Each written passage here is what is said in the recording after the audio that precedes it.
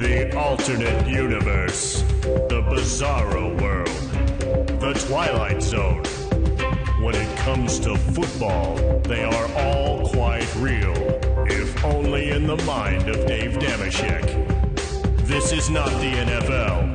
This is the NFL. That's right, everybody. Time for another NFL. In Week 1 of the 2010 season, Kevin Kolb got bonked on the head by the Packers, forcing Mike Vick into the starting role for the bulk of the season.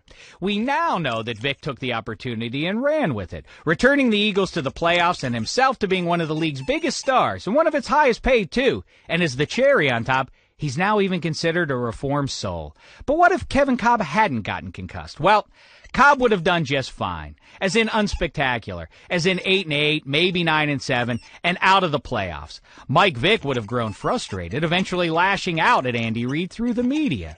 Residents of Mount Pius wouldn't have liked that one bit, because they still perceived Vick as a ne'er-do-well who should be thankful to be anywhere near a football field. He'd have been run out of town.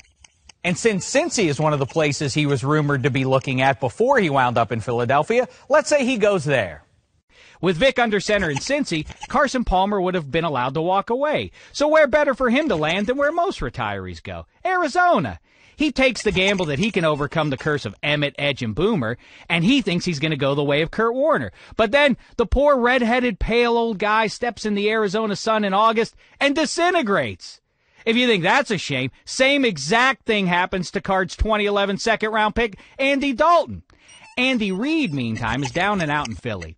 One night, he hits a 24-hour all-you-can-eat joint, and who's he run into? Donovan McNabb. Rumors begin swirling about a reunion on the Eagles.